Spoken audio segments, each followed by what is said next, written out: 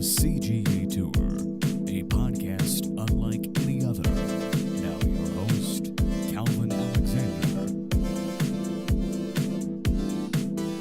Welcome back to a very special episode of the CGA Tour podcast. As always, here I'm your host, Calvin Glenn Alexander. And on this episode of the podcast, I'm joined by fellow OSU alum, Jake Carlson, and good friend of the show, to talk about Bedlam. To preview it a little bit, it's the Wednesday before November 1st, 2023. We go in having won our last game. OU goes in having lost their last game to KU at KU. We beat Cincinnati on homecoming by a good margin. Ollie Gordon looks like the man who I think most of us thought he could be. So Jake, I want to ask you here. Let's just hop right into it. Don't need to ask about anything else besides how you felt about the game. Seriously, I have no idea. This is probably one of the first Bedlams where I don't feel confident, but I also don't have a lack of confidence. I feel like in years past, we're usually pretty good at being able to be like, nah. Or like, yeah, maybe. But the one thing, given that its name is Bedlam, the one thing that I will say about the game is whenever you expect it to be close, it's a blowout. And whenever you expect it to be a blowout, it's close. That's fair. It has been, at least it's been that way since we were there. Yeah. Like I think back to the Mason versus Baker year, and everyone's like, oh, game of the season. Got beat by like 30. And then there was the year where we had Corn Dog, and everyone's like, no shot. This game's close. And, you know, Corn Dog was a missed pass away from it being a 2-point conversion, and the game's tied or whatever it was. So, you know, those are some of the ones off the top. There were also, you know, some ice games in Stillwater that I feel like we had that were pretty close. I don't think I've ever seen OSU win in person against OU. The game, my freshman year, 2014, was the game that Tyreek Hill took the kickback. Obviously wasn't in person for that one. Sophomore year was supposed to be a big game. I believe, was that the year Baker won Heisman? 2015. Yeah. 2015, right? I thought it was 16 Baker, 17 Kyler, but it could have been 15 season and 16 he was awarded. So I'm not, you know, it's after New Year. Yeah. Regardless, you know, there's and then junior year was Corn Dog, right? Mm-hmm. Is that right? I feel like there's a year in between there with like Mason's last year was like 2017, and Corn Dog was the first year that we graduated. And that was the year that P. Ryan needed the goal line, right? Yeah, but well, okay. So in all fairness, like I think I understand the uncertainty. Oklahoma State's gone 4-0 in the last 4, so a 4-game winning streak coming into the game, tied for number 1 overall in the conference at 4-1, with the only loss at Iowa State, which also coincides with us choosing a starting quarterback. Interesting, very interesting, Mike Gundy. Fascinating. But I'll lay it out here just a little bit more. I mean, like, we're tied in conference with OU, Texas, but we're also 1 loss behind OU and Texas. And it's just odd to me because we're also in the same pack as Iowa State. Iowa State's also 4-1 in conference. They've only lost 1 conference game so far. Yeah. And they've won 3 in a row. All this to say, it's hard to figure out who's good and who's bad so far in the Big 12. I think this is the true first test. And the OU-Texas game, to me, was an incredible game, back and forth. Their Red River rivalry was incredible this year. Yeah. But, like, OU probably shouldn't have, not probably. OU should not have lost to KU. I think we all know that. I think that if the lightning delay doesn't happen, OU probably comes strong, and they were coming on strong, that all of momentum. In that KU game, they probably would have won if they had hadn't had that delay. I also want to bring up, I watched the majority of that game, especially those last couple of drives. And as you know, and maybe some of the people that listen, one of my very, very close friends is an OU grad, and we tend to talk about it a lot. Jeff Lebby is not it. He is not it. Like, Dylan Gabriel makes him look significantly better than I think he is as a play caller, because that last drive that OU had, I believe it was prior to Kansas going up. Jeff Lebby called probably 3 of the worst play calls I've ever seen in my life, and basically just gave the ball back to Kansas, who OU couldn't stop. Because, and you know, I'm not going to cast stones here, because OSU has struggled with their dual threat backup quarterbacks in the past. And so I kind of empathize with that a little bit, because we've been in the same scenario. But it was bizarre. It was bizarre that was the way that game unfolded, because like you said, I don't think OU had any business losing that game. And, you know, the crappy part about college football, if there is one at all, is sucks to suck, you know, like that's kind of how college football is right now. And if you're an OU fan, you've got to be looking at, like, we cannot have a sleepwalk through this game. I know it's OSU, but I think there's a lot more unprecedented things riding on this game than have been in years past, because this is probably the last Bedlam for the foreseeable future. It is. Yeah, I mean, ticket prices are insane. That in their head. Yeah, I mean, ticket prices are insane for this game. Yeah, they're $400+ to get a ticket. It's one of those where, oh man, I could probably go, but I'm not going to go for that pricing. Just cannot figure it out. It's going to be a big talking point in the Oklahoma media this week, which I don't get to hear very much of because I live in California now. But it's going to be a pretty solid talking point about, like, hey, this is the last Bedlam for a while. And you know Gundy is going to be putting that in the players' heads, and Brett Venables is just going to be out there telling his players to take care of business. Like, that's because, again, we do this every year. Who's the better team? On paper, who's the better team? It's OU. We know that. They know that. Again, the only difference right now is we have a guy named Ollie Gordon, and they don't. Because I think most OU fans would tell you that probably, you know, I'm sure you could probably find some people that say they would rather have Dylan Gabriel, and I would completely understand if you would choose Gabriel over Ollie Gordon right now. But I mean, if it ain't broke, don't fix it, right? And last time I checked, it's not broken. But this is what we've been calling for all year. This is what we as fans wanted. We that know the football, we wanted this last year. Yeah, we wanted a good matchup last year. We wanted to win, and we wanted Ollie Gordon to play as many snaps as possible. We thought he was going to be the ticket. Maybe it's, you know, I'll play devil's advocate here.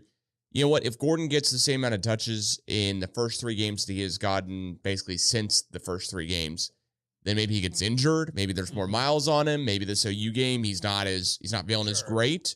Maybe he's kind of tuning up, you know, if we want to play devil's advocate. The other side of that would be maybe also we're undefeated. So, you know, if Ollie Gordon just plays, if wide receivers, you know, are all healthy. I mean, we're looking at a depth chart where we are 4 wide receivers injured for undisclosed, or excuse me, 3 for undisclosed reasons, and then Stribling's out for the season apparently, since October 7th, with an injury. So, and I'm looking at covers.com to get this info in case anyone's fact checking me. But we basically have 3 wide receivers down. How are we going to face off against OU? They, you know, were able to stop some guys. Brett Venables is known for defense, but I want to go back to something that you said earlier about not being able to stop KU. OU is able to stop Texas and Quinn Ewers and a 5-star guy enough to hold on and win a game, right? They're able to stop them when it counts. They're able to bend, but not break. Yeah. Is that what's going to be are we going to see the OU defense that played against Texas that just held them?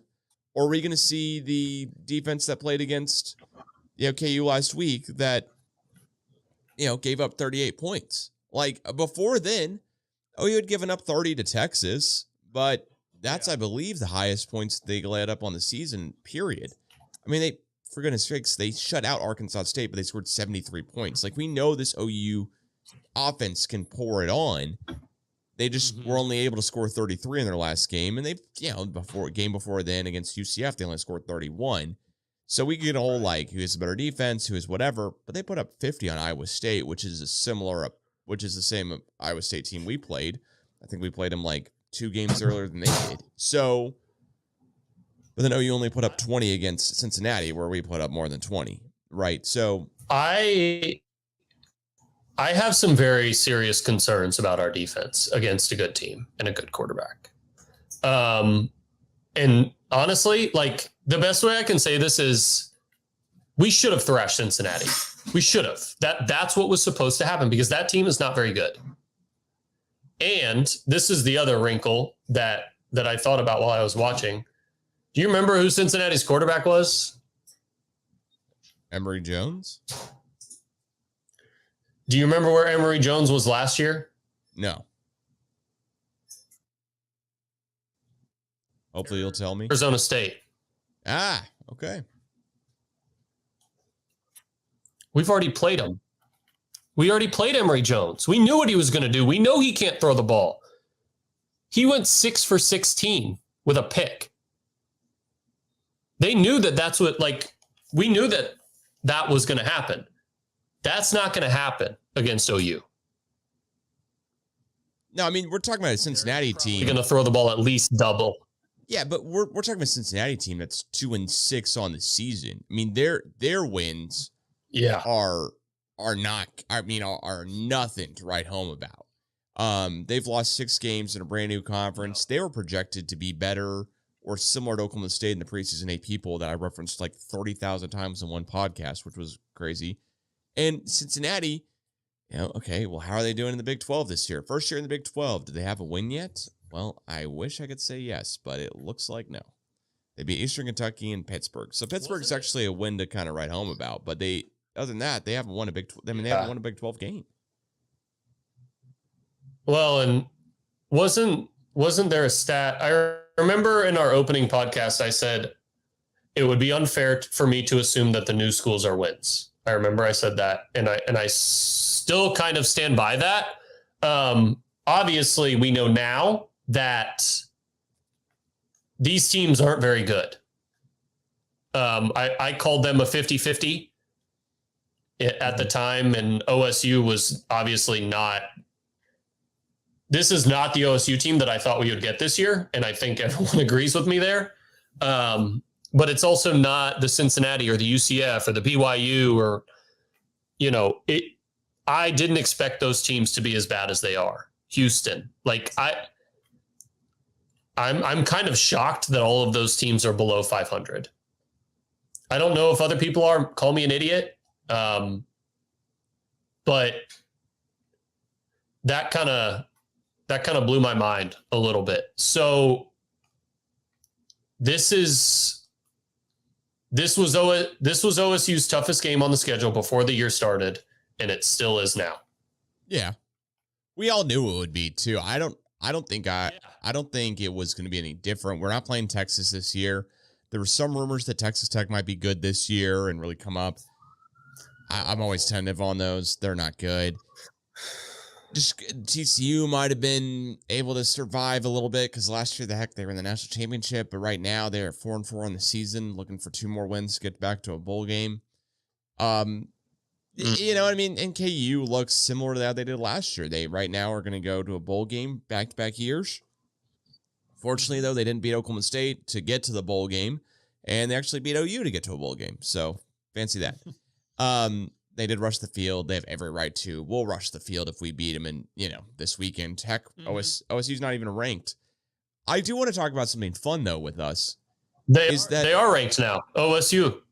We're ranked in the new college football playoff poll. We are ranked 22nd, 23rd. Okay. Whatever Google pulls from, we're not ranked. I know you're ranked 10th. So I think that's the AP poll, but I'm not sure. Probably the AP poll. So regardless here, point being, we'll rush the field. We don't beat OU regularly. Like you said, you've never seen a win in person. I've seen 2 of the last 3 wins in person, 2011 and 2021. Wasn't at the return for 6 to send overtime because that was punted again. Bob was in Norman, so didn't go to that one. And what's interesting to me is like let's just play this out. Let's say wildly Oklahoma State wins this game here this weekend. So far, knock on wood, no one's been able to stop Ollie Gordon. So far, so good. Let's say OU's not able to figure it out either. Then all of a sudden, our schedule is easy. I mean, it is UCF at, it's great. It's back-to-back away games here at UCF, at Houston, and then BYU at home to finish it out on Senior Day. Like this becomes very quickly a Oklahoma State college football playoffs possibility, but really, and for sure, a Big 12, basically a Big 12, type of. I think college football playoffs out. To be honest, it was out once we lost to South Alabama. Yeah, if you play this out where it was next year and there were 12 teams, we're in. If we win out probably so. Yes. Now right now there's only 4 teams in. You're right, we're not in this year, but play this out. Could we win the Big 12? Yeah, if we beat OU, sky's the limit. I don't see why we couldn't. So let me ask you this then. How much greater is the frustration level if we do win out? Because I know for me, is it great if we get 10 wins? Is it great if we go to, I don't know, whatever, the Alamo Bowl, or if somehow we make it into a New Year's Six Bowl or whatever? To me, I'm still sitting here pissed off that we got smoked by South Alabama because our coach couldn't pick a quarterback because his son was there too. And for whatever reason, we couldn't just hand the ball off to Ollie Gordon. That part of me really frustrates. It's so frustrating because I feel like we do this every year. We have to do this every single year with Gundy. And again, I think Gundy has done an immense job at turning around this boat that looked like it was, headed for Titanic level sinking, and somehow he miraculously flipped it around. And you and I have talked about that in our speculations there. But I mean, are we at the point now where it's like we have James Franklin and we're just fine with it? What do you mean every year though? What are you getting at? Because you were on I think the first 3 games, then the indecisiveness, and you said every year. So I want to make sure I'm understanding here what you mean by every year. You mean every year is just going 10-2? Yeah, every year 8-4, 10-2. Is that because I heard Stanford Steve, for example, he was talking about Purdue and Jeff Brom. And Jeff Brom's been freaking killing it at Louisville right now. And Purdue has clearly gotten significantly worse since he left.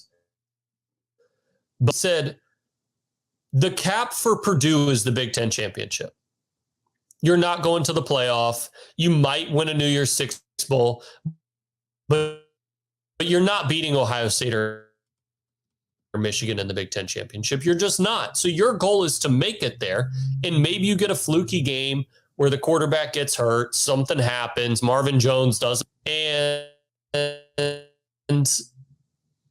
you have a shot. Right. Maybe you get to go to a Rose Bowl like Illinois did when we were kids. That happened. And I don't remember who they played. Things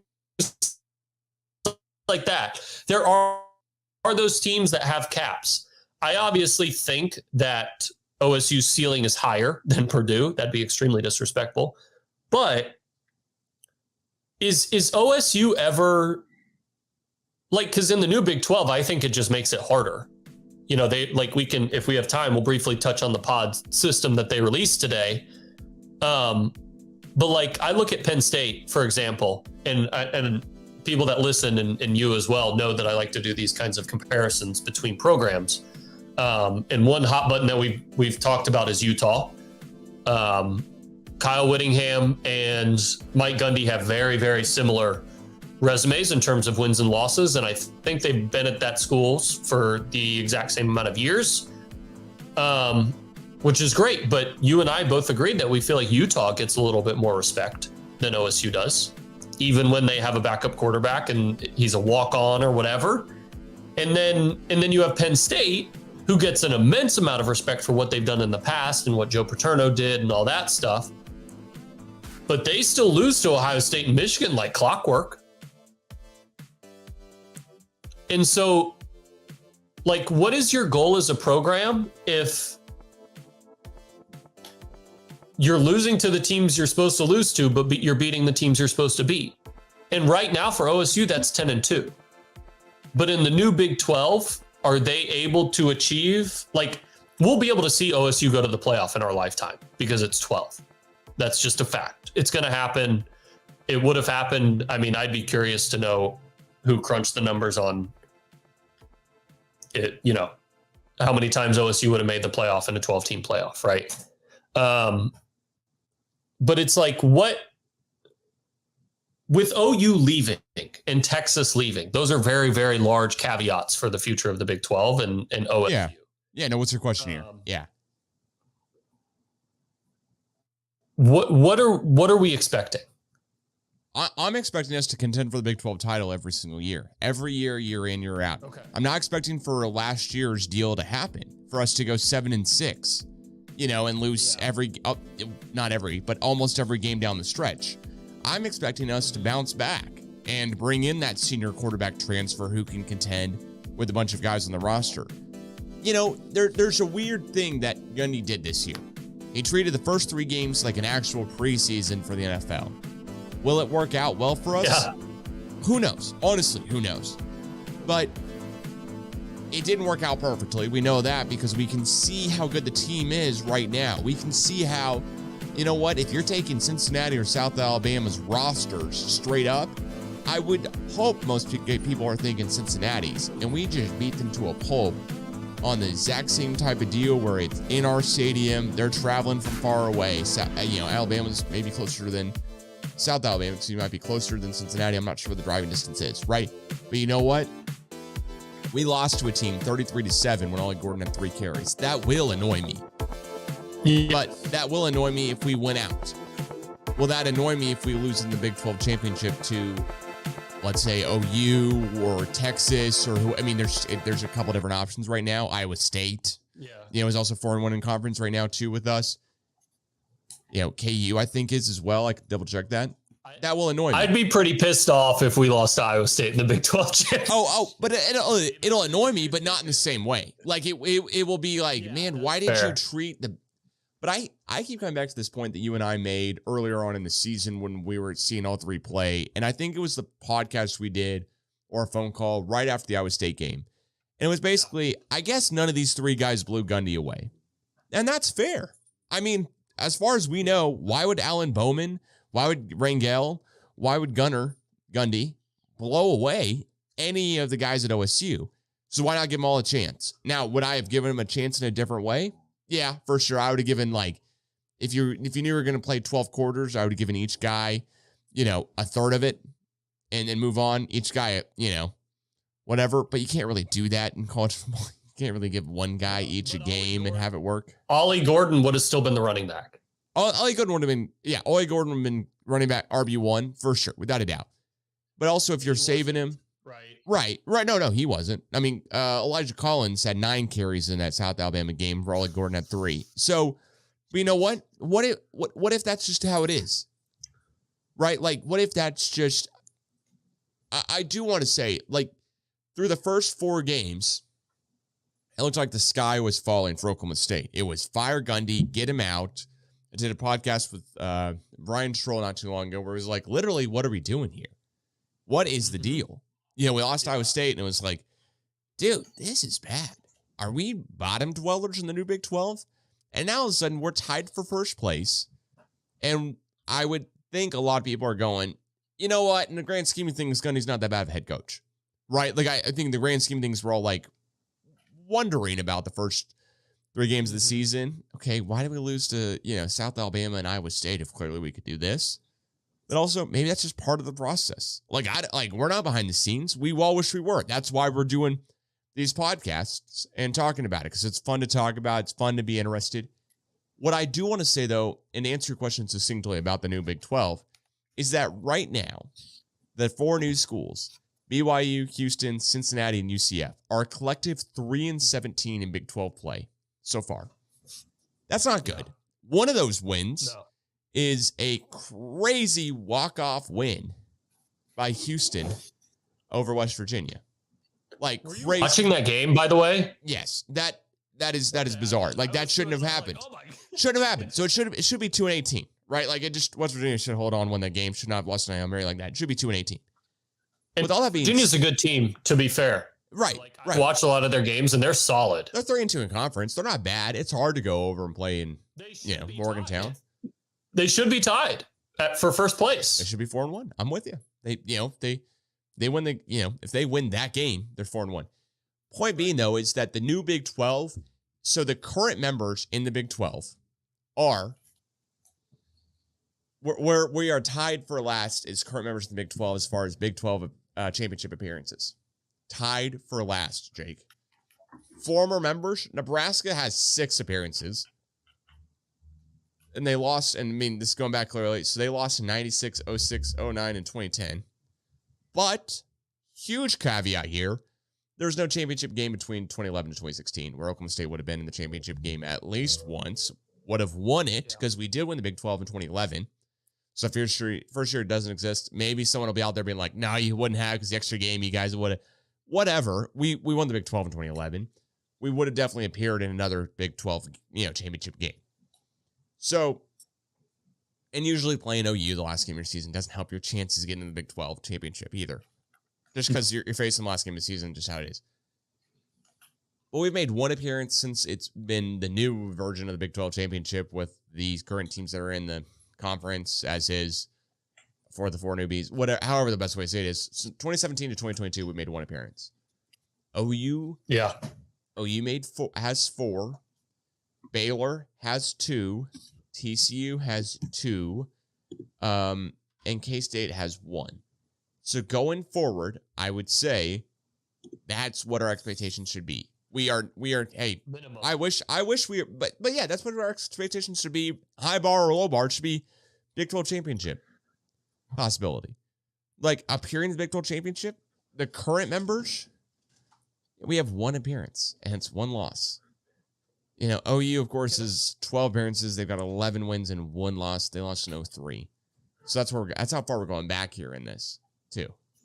Can I ask you this question? Of course. Why does Gundy coach like he's in the NFL? And this isn't a slight, but I've watched a very good amount of the NFL this year, and people that listen to this podcast know that I wasn't a huge NFL fan for the last couple of years, but I've I've gotten back into it, and I watch with a little more intent and kind of listen, and that's kind of what happens when you get older.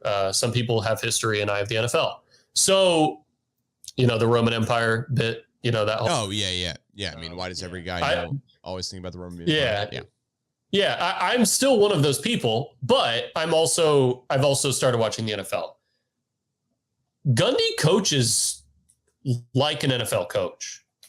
Very conservatively, hold on to those timeouts. Like, the amount of times I'll watch NFL games, and I've started watching, if I'm down and there's like 6 minutes left in the 4th quarter, I'll check and see how many timeouts they have left. And most of the time, the team that's down has 3. Because there's always a chance. But this also leaves you where it's like, hey, dude, in college football, you can't take games off. Whereas in the NFL, I don't think those guys ever really take games off, but you know what I'm saying. Like, Like, oh, Buffalo loses a game to New England on a last-second drive by Mac Jones. How often is that going to happen? Like, would I still bet that Buffalo's going to the playoffs? Yes. So, I guess where did this kind of coaching style from Gundy, like, do you see the same thing? Because I know you watch a lot of the NFL too.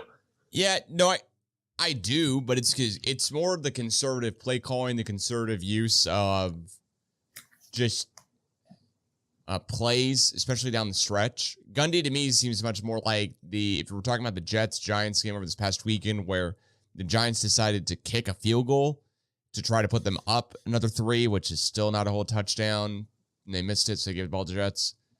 Gundy seems like that guy who would kick the field goal. Much more than going for it on 4th and 1. He just does. Even if you already missed a field goal earlier that game, that's what type of guy he seems. He seems like the coach who, hey, you know what? Brian Daboll, that's the Giants head coach, is what he decided to do. But Gundy really seems like he's playing with, his third string backup at quarterback in the final 2 minutes of every single game. He's playing so conservatively. But that's what makes me feel good about us actually maybe playing the type of football that Gundy wants to, which is a lot of running it. Now, yeah, I see some similarities, but the similarities I don't see is you don't do a weird 3 quarterback system. We've talked about it so much, I don't really want to go into it more, but you don't do that. No. Yeah. The other thing is that you decide what play style you want to have as a coach, and then you go with that. Whereas in the NFL, you can do that. In college, you cannot. In college, you need to be the Nick Saban who, for several years, it was like Alabama's going to win games, 6-3 was the joke, right? Whatever. Yeah. Then they're going to win games with Heisman Trophy guys, Jalen Hurts, Tua Tagovailoa, et cetera. Mac Jones, Heisman Trophy, Devontae Smith. Jameson Williams. Yeah, and then elite wideouts, elite running backs, etc. And then they go back to playing defensive football. Gundy has seemed to try to go back and forth as well, too, just not with the same success. Heck, we're not Alabama. No one's going to have the same success. Yeah. But we transitioned from being the Dana Holgorsen, we're going to throw it over your heads and have you try to beat us deep for forever, which is why, looking back on the Tyreek Hill year, it's very confusing because it's like, man, if we had to use Tyreek Hill like we used Justin Blackmon, just throw it up and let him run under it, we would have been killing it. But of course, Tyreek Hill was so new to the team. Yeah, also true. But Presley's not running. I mean, you know what I mean?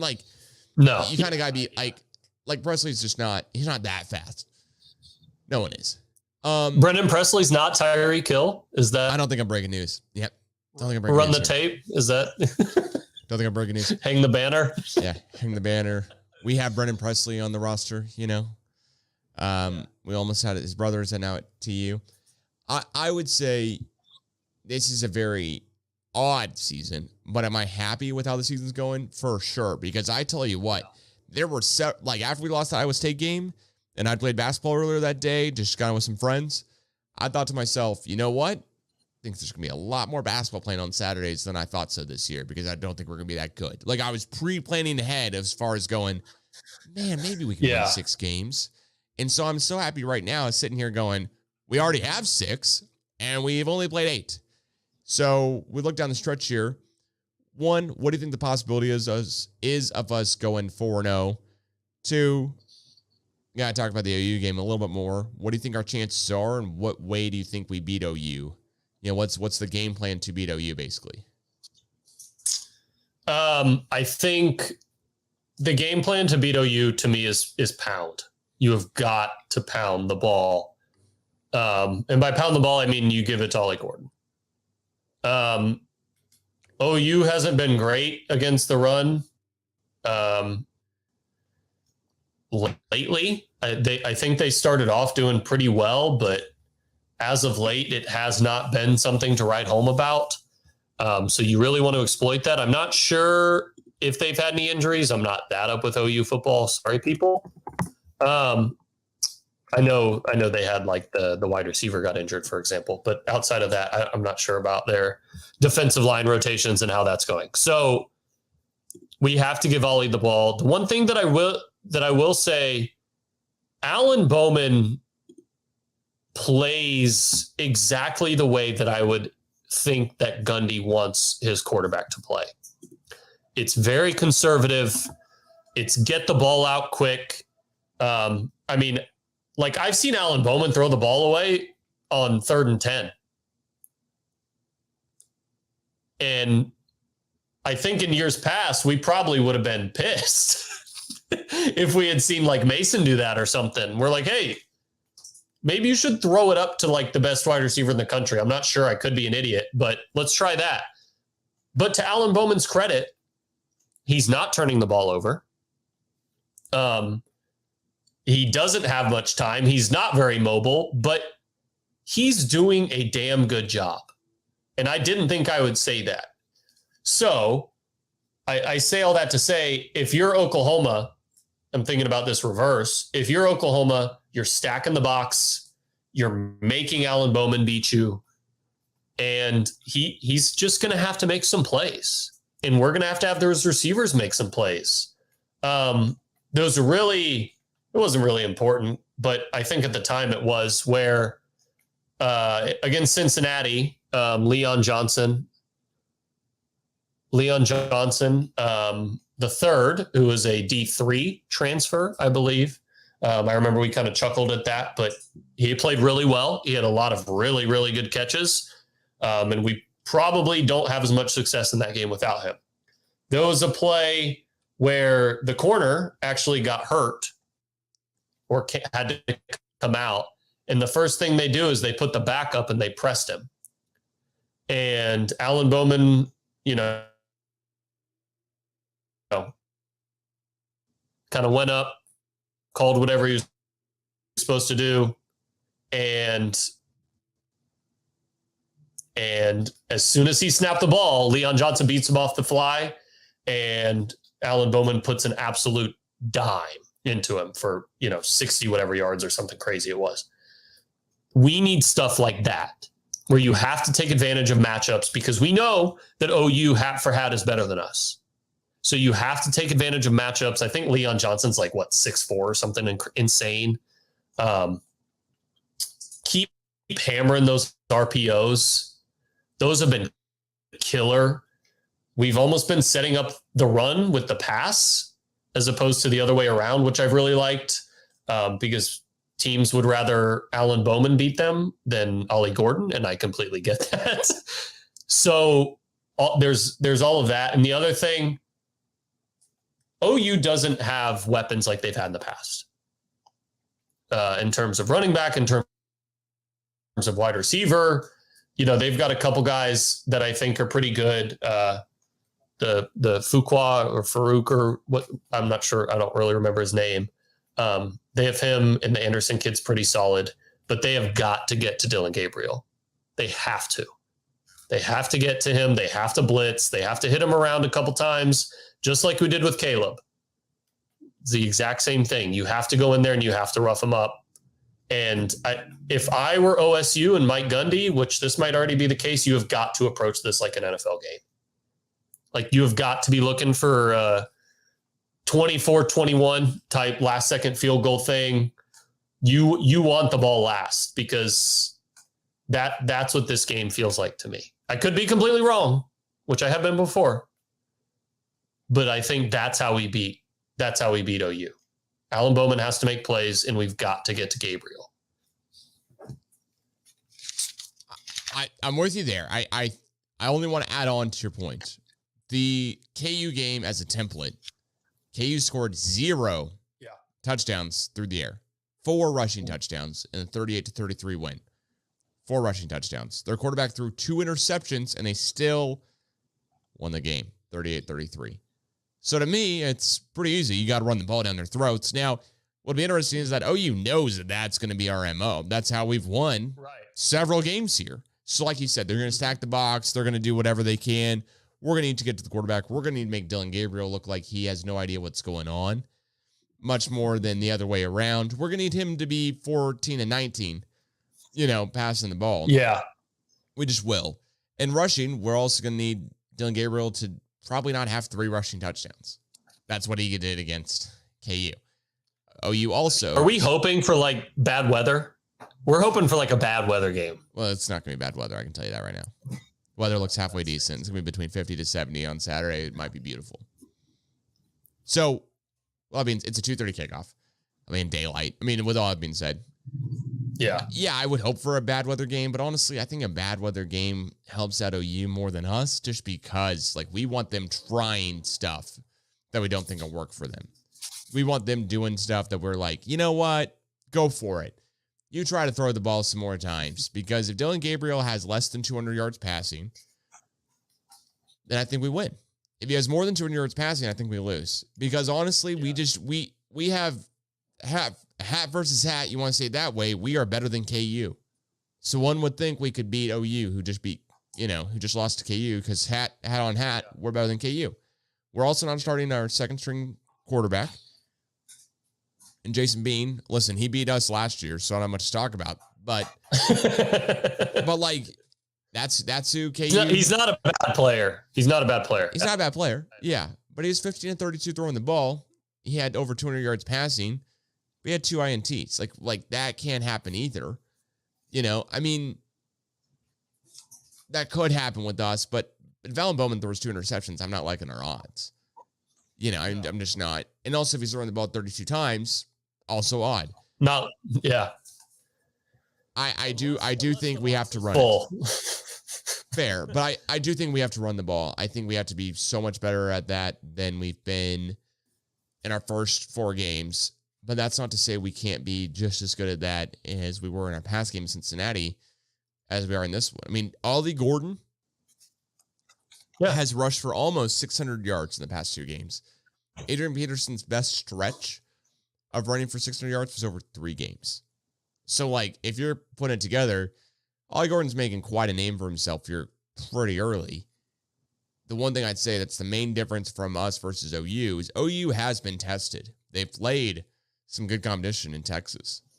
We have not played the same level of competition. Now, granted, played K-State, beat them, good win. Played KU, beat them, good win. Played West Virginia, beat them, good win. But, like, how am I putting in, South Alabama and Iowa State games in that context? And I don't have a way to put it in there yet. So one thing I'd say about college football, you play the games in front of you and you see how it all works out. And then with a new college football playoff, you win out, you should win the championship in Power 5 for sure. Yep. And Alan Bowman was 17 of 34 with 286 yards passing, 2 touchdowns, 1 interception last game against Cincinnati. Ollie Gordon was 25 carries, 271 yards, 2 touchdowns. It's a great way to win a game. He's a freak. He's a freak. If we can't run the ball, though, they will smoke us. That's I think that's pretty obvious. Everyone's like, yeah, no duh, Jake. And I'm like, well, some of you need to be told things that are right in front of your face. So I'm excited for Bedlam. This is one of those games where, this being the last one does not upset me because I know that it's probably going to be a damn good game. Yeah. I'm with you. It looks like we actually won't get hammered. I think we should have gotten game day too, to be honest. Yeah, who's playing Alabama versus who? Who are they playing this weekend? LSU. Okay, all right. Well, fair. But my thing with it is given the circumstances with last Bedlam and stuff like that, ESPN never needs an excuse to go to Bedlam. So this would have been the perfect time to do it, in my opinion. But I guess not. You want to run over the new pod system real quick? Yeah, let's go for it. I'll let you bring it on out here. Huh? I'll let you tell me more about it here. You lay it out. All right. So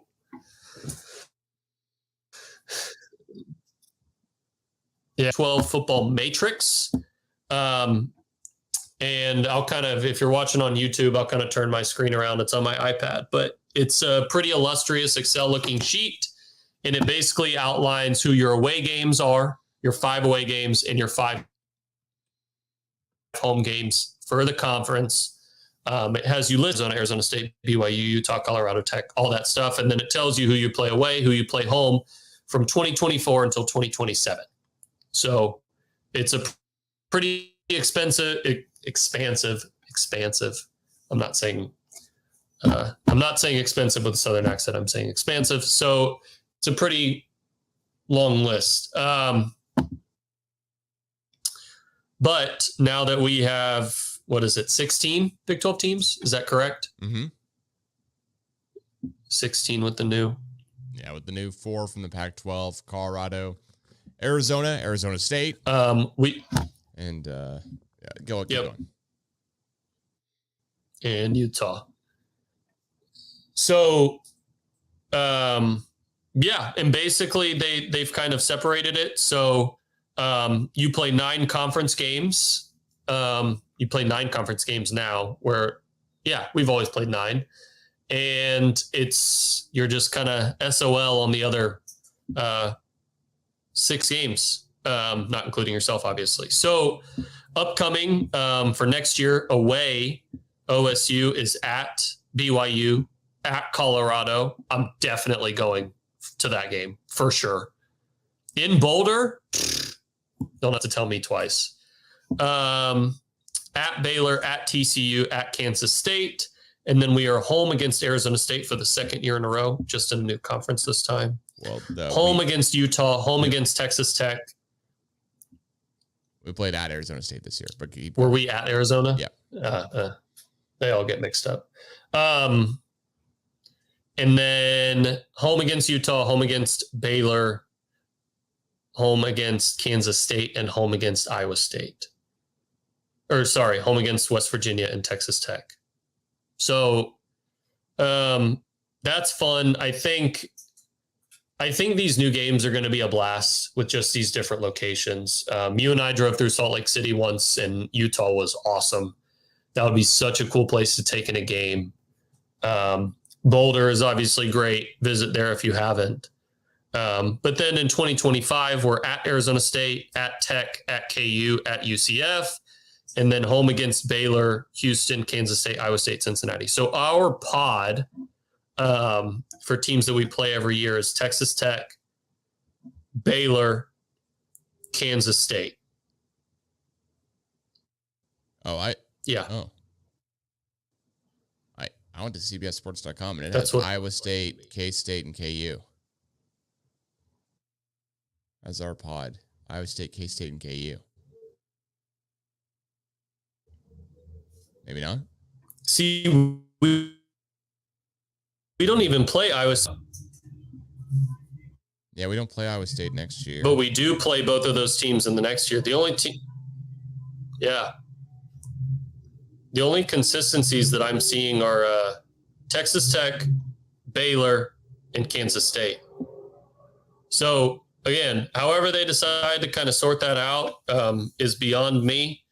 But it's going to be entertaining, especially with, I know people are probably tired of the Dion at Colorado thing, but I think that's a fun little wrinkle in the Big 12 that we get to have, where we're going to have a lot more eyes on our games, which is something that we've wanted for the last 15 years. And if we have to do it and get a little Dion in there, I'm okay with that. I'm okay with it for sure. Yeah, I like it a lot. I think it's a good idea. I'm glad we're doing the 16-team scheduling matrix.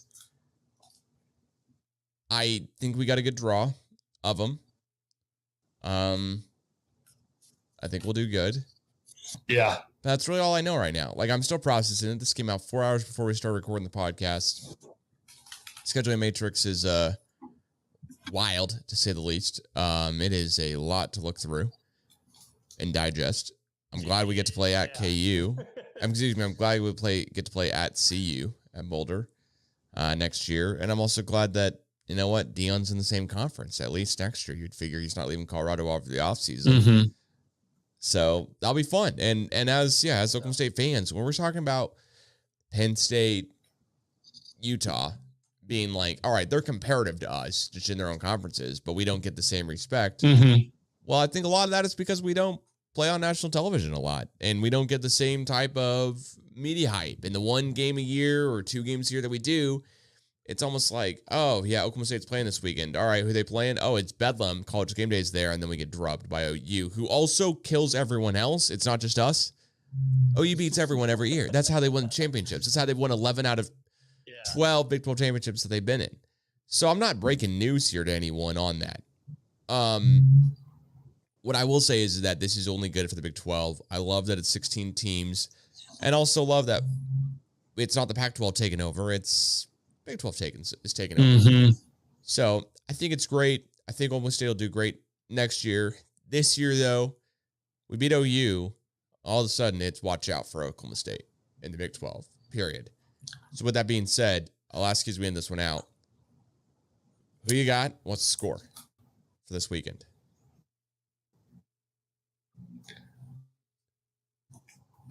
I have still leaning Oklahoma, but I have OSU covering for those of you that care. I've been sitting somewhere in that 37-30, 38-31, 38-34 range. I'm concerned about our defense, which I've talked about already. And I just don't know if we're going to be able to get that last possession away from them. What's the line in the game? You know? I said we're going to cover, so I'm assuming you know the line. Last time I saw it was about 7.5. Okay. I think we cover as well. Yeah. And with this all being said, I'm picking OU to win. But the one main reason why I feel okay about that is because every time I pick OSU to win, we lose. So I'm picking OU to win. I do think in 2021 I was wrong about that, but I think in 2011 and 2014, I want to say, against Mason Rudolph at helm and Tyreek Hill running it back again. Shout out to Bob Stoops, who's lives down the street from me here. I'm picking OU to win, but like by 2. I'm saying almost the same score you are, but switch up a little bit. I'm going to say 42-40 OU. I think this has to be high scoring for OU to win. I think if it's low scoring, that is our bread and butter, baby. We're going to hold OU down. Not let them score. We let West Virginia score 34. We let KU score 32. You know what? Let's not let Iowa State score 34. So maybe that's our magic number. 34 under and we're good. 34 is West Virginia. They beat us. They lost to us. Iowa State scored 34. We beat them. So there's not a lot of correlation here. But if we hold them, maybe 33 and under, because that's how many South Alabama scored. Oh yeah. No, it's a really good point. Yeah, maybe 33 and under. But I don't know. With that being said, here, Jake, thanks so much for joining on the latest episode of the CJ Tour podcast. Please follow at the CJ Tour on X, formerly known as Twitter, TikTok, YouTube, and everywhere else you get and listen to podcasts, including Instagram, which is still called Instagram for the time being. Jake, any other shout outs, last minute news and notes you want to say?